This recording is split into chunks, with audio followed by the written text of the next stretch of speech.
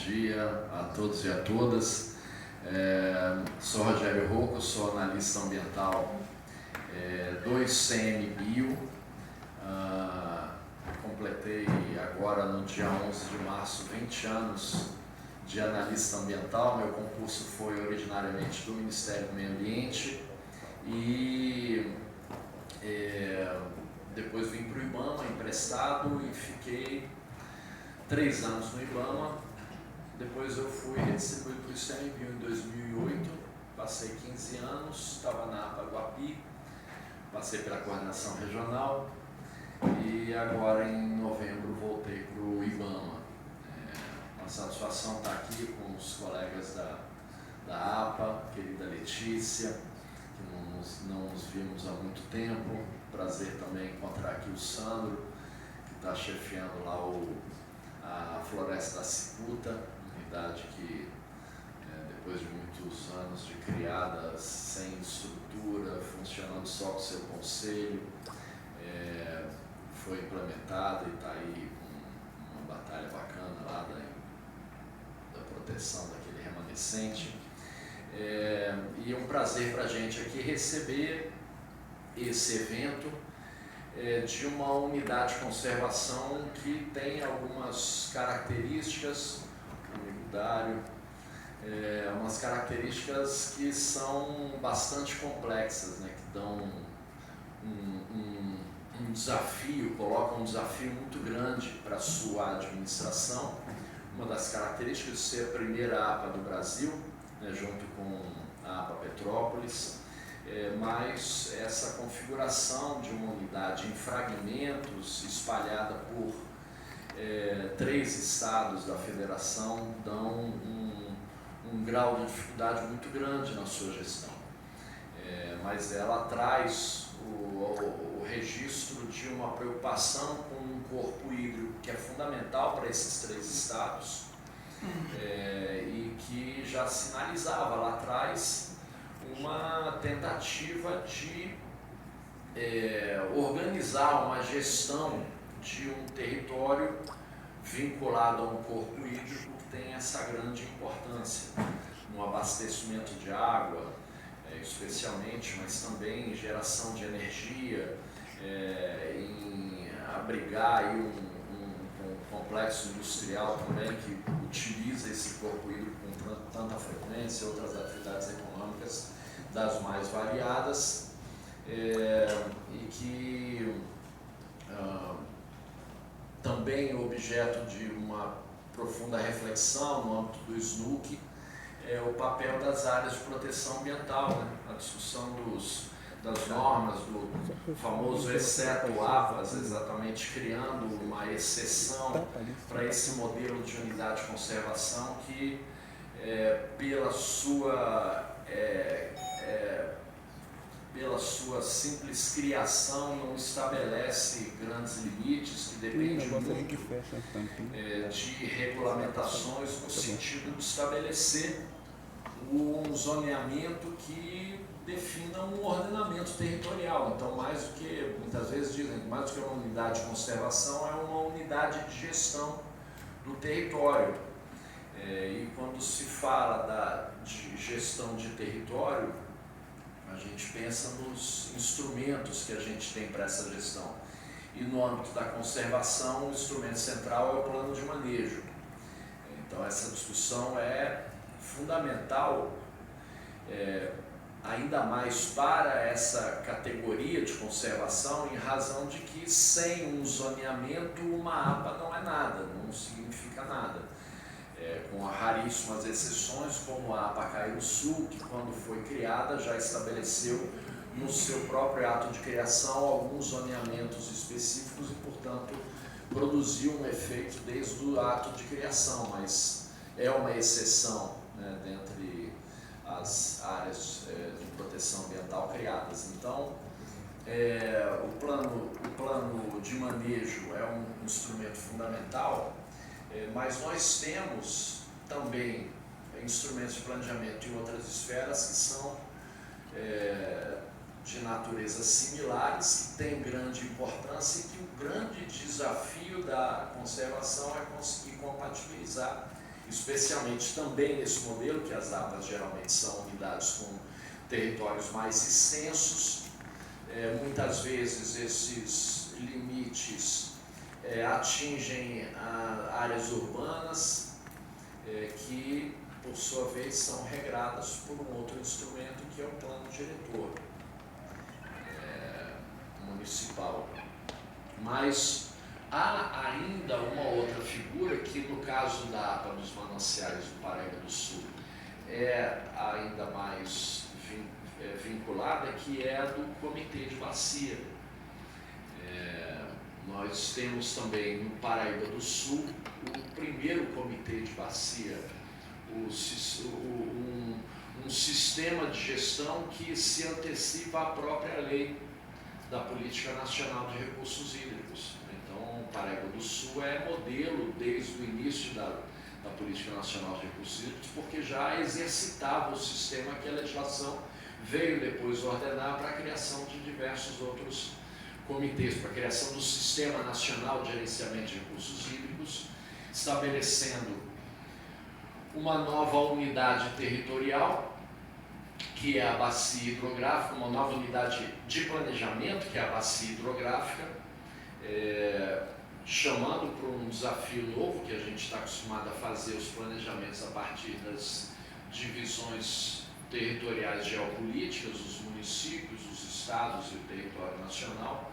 Então, essa vinculação a pensar o território a partir de limites definidos pela ação humana, pela norma jurídica, e depois a Política Nacional de Recursos Hídricos trazendo um sistema baseado na própria natureza, no próprio sistema hidrológico, pensando a bacia hidrográfica e, portanto, levando a ideia de planejamento para um outro patamar, que também é muito difícil de implantar, exatamente por quebrar essas regras já estabelecidas da gestão de territórios por municípios ou por estados.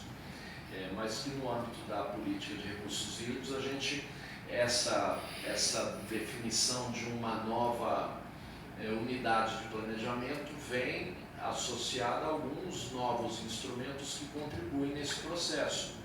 O plano de bacia, mas eu entendo especialmente a cobrança pelos recursos hídricos com a vinculação desse recurso dentro do próprio sistema, porque isso alimenta esse sistema. Se a gente não tivesse recursos criados pelo próprio sistema, o modelo de gestão por bacias não teria eficácia nenhuma, porque seria meramente um fórum de discussão que não ganharia materialidade em políticas públicas.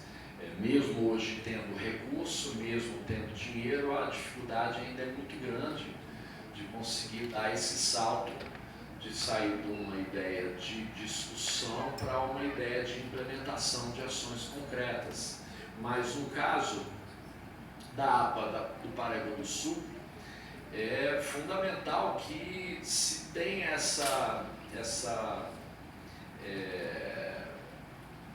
associação na gestão da bacia hidrográfica com a gestão da unidade de conservação.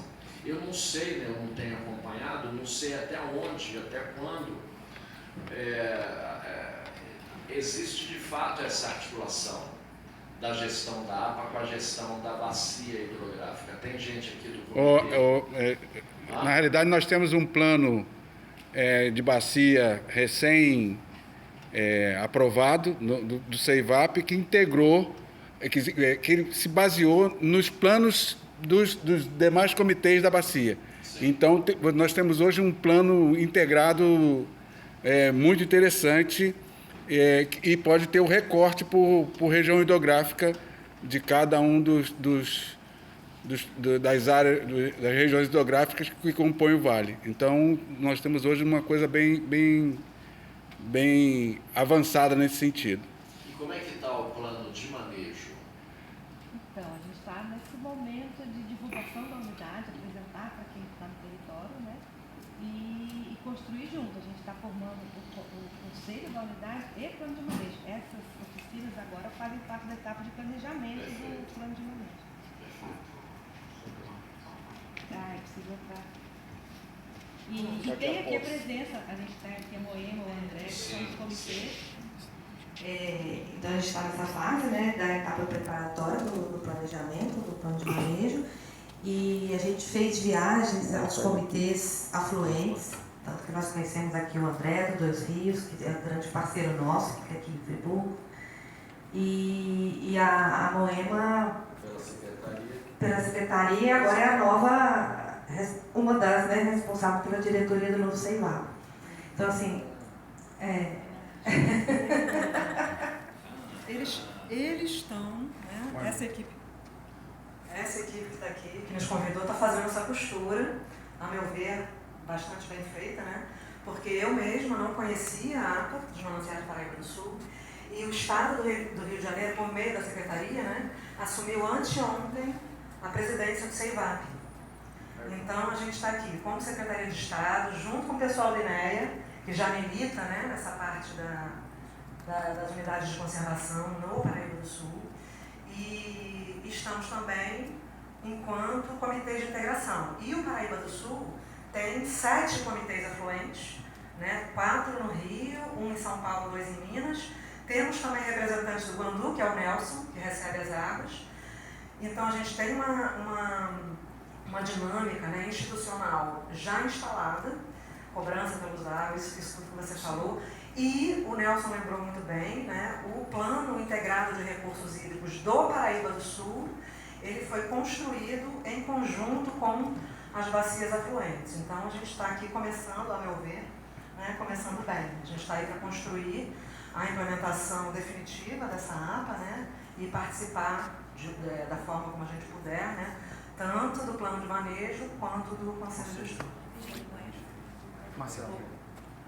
Eu acho que você perguntou em relação realmente dos planos de bacia com a integração com a APA, né, que eu não vi no plano de bacia, pelo menos do baixo, e também não vi no nosso plano geral de bacia do Paraíba do Sul a gente mencionar a APA. Como o Moema falou, ela não era conhecida. Então a gente realmente, a gente está aqui com a NAMA também, mas a gente não conhecia, é uma discussão nova. Quando eu recebi os primeiros convites para falar, realmente, como o Moema falou, ela não estava tão aqui no Rio de Janeiro.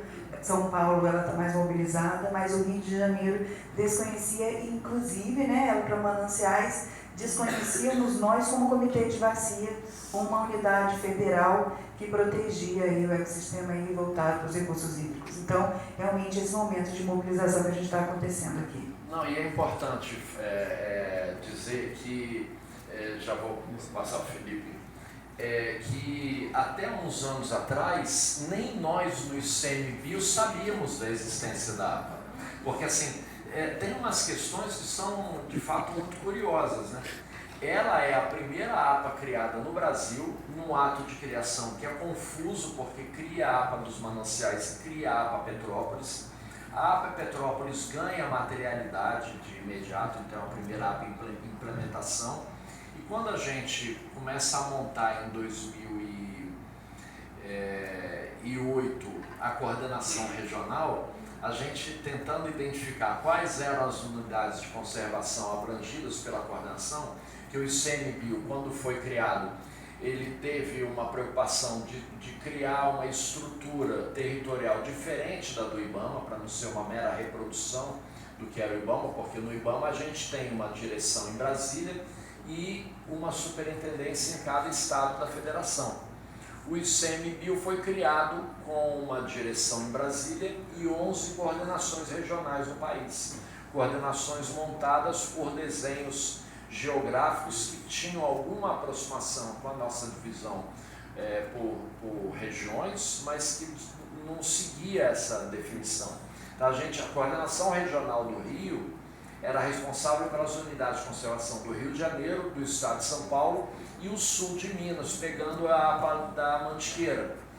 E o Mantiqueira e pegava ali a Flona Passa Quatro.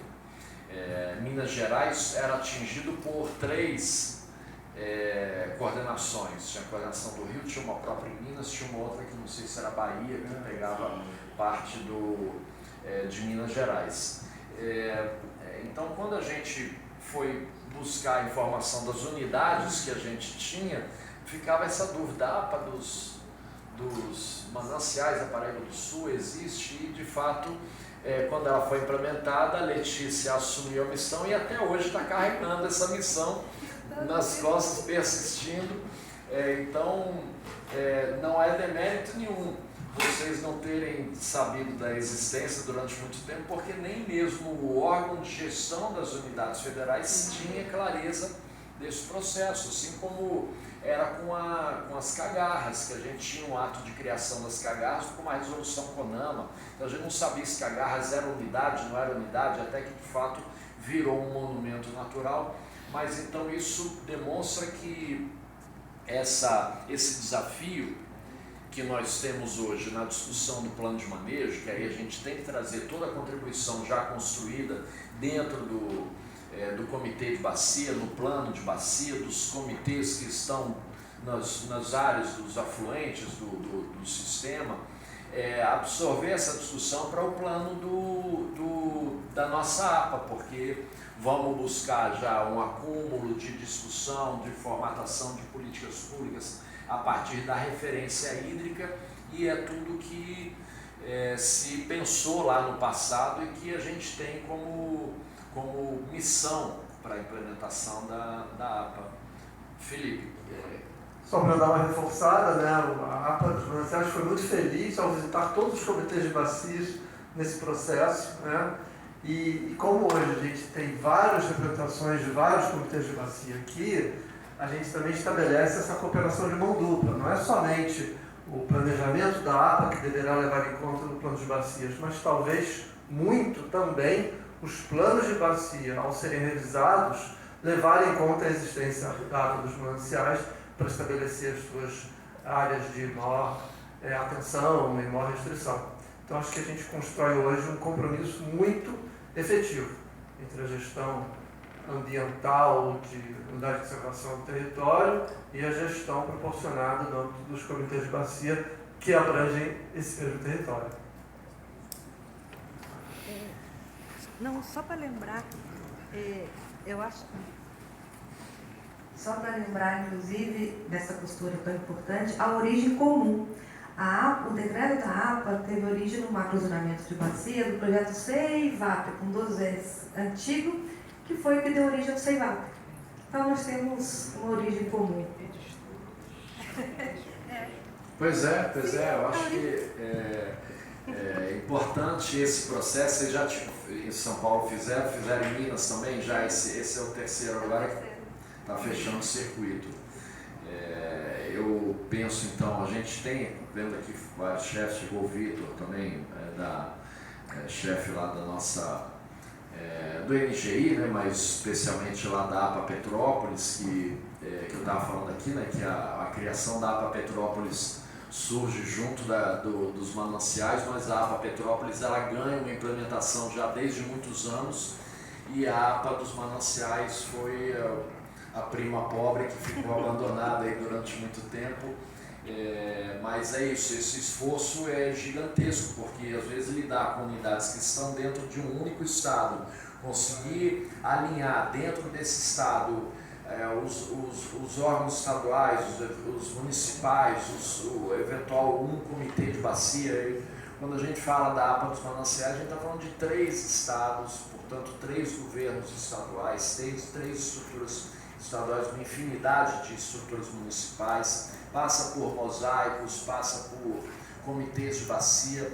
Então, se fosse uma grande estrutura, ela conseguiria abraçar todos esses sistemas juntos, mas como a estrutura é pequena, é exatamente pegar carona em processos que já estão mais mobilizados. Então, nós temos o mosaico da Mantiqueira, já com uma boa mobilização, o mosaico da Central Fluminense, a gente agora retomando nesse processo dos mosaicos, o Comitê do Paraíba do Sul, os comitês dos afluentes. Então tem toda uma estrutura já instalada e pensando e movimentando política pública voltada para a questão hídrica no território, que facilita bastante se o trabalho da APA, da gestão da APA, é exatamente esse de estar indo nos lugares, dialogar com os atores locais. A gente tem já uma boa massa crítica produzida de reflexões de políticas públicas e de instrumentos de planejamento que nos permitem uma articulação e uma construção de um plano de manejo que venha já agregado com informações atualizadas, com dados e com processos de mobilização da sociedade que nos ajudam bastante. Rogério Rocco, é interessante o seguinte, que dentro do movimento Nascente do Paraíba, nós temos lutado para ter centros de educação ambiental. Então, e aí a gente tem uma discussão dessa lá em Paraibuna, né, porque tem um espaço lá interessante, uma terra devoluta, supostamente, que a gente quer que seja um centro de educação ambiental. Recentemente estivemos lá em Três Rios, no Pontal de Três Rios, então a propriedade também se abre para essa lógica, junto com a Revis do Médio Paraíba, né? E a gente está trabalhando nessa lógica, inclusive vamos ter em julho um encontro de educação ambiental puxado pelo Comitê Piabanha e pelo Médio, que está nessa campanha, mas a gente quer trazer todos os comitês de bacias dessa região hidrográfica para essa discussão. E aí a gente amplia aqui a gente deve finalizar aí com um grupo de WhatsApp, né? Então a gente meio que vai convidar todo mundo para participar dessa discussão. Inclusive a gente quer ver se a gente leva nesse evento o Meio Mato Grosso, que fala de RPPNs, né? Então, por que a gente está falando dessa história? Porque a maior parte das nascentes estão em particulares. E aí a gente quer estimular a criação de RPPNs. Inclusive, essa ação está sendo também trabalhada na cabeceira principal do Rio Paraitinga, né, que é a cabeceira originária do Rio Paraíba do Sul.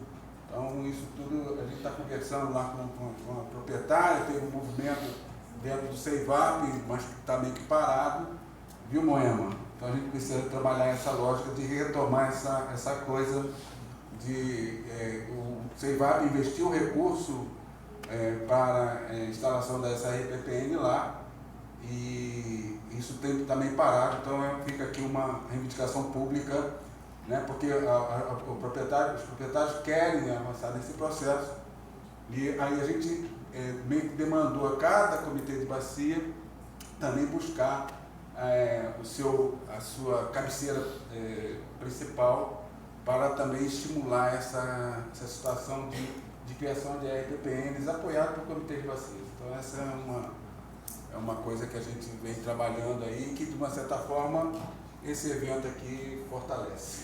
Cansou a mão? Essa articulação é fundamental, porque inclusive os comitês hoje têm recursos para investimentos. Eu acho que o Paraíba do Sul deve ter bastante recurso, né, para investir. Então essa aproximação pode viabilizar que o comitê abra editais para fomentar a pesquisa, a implementação, a formatação do plano de manejo. E lá em São Paulo a gente teve uma experiência uns anos atrás, quando o ICMBio estava retomando um projeto da criação do Parque Nacional dos Altos da Mantiqueira. A gente teve umas reuniões com prefeitos, com parlamentares, com proprietários no interior de São Paulo, umas reuniões bem aventureiras, né, que a gente fez lá por São Paulo, com uma resistência muito grande à criação do parque, mas a iniciativa do ICMBio de criar um parque, pegando as áreas altas da Mantiqueira, acabou resultando num movimento dos proprietários de criação de RPPNs, que para eles era uma resposta diferente ao que se tinha como proposta de criação de áreas protegidas. Eles diziam: a gente não quer parque nacional, nós somos proprietários, a gente cuida, essas áreas estão cuidadas, a gente pode continuar cuidando, então a gente faz um movimento para a criação de RPPNs e resultou em algumas novas, né? algumas já estavam lá no processo de criação, e de algumas novas RPPNs. Então,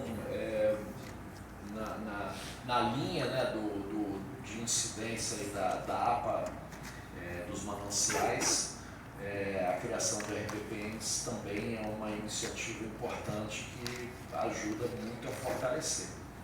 Com a ideia do ICMS ecológico para o município e também para apoio dessas RPPNs. Exatamente. A gente, pelo IBAMA, está finalizando um acordo de cooperação técnica com o ICMBio aqui no Rio.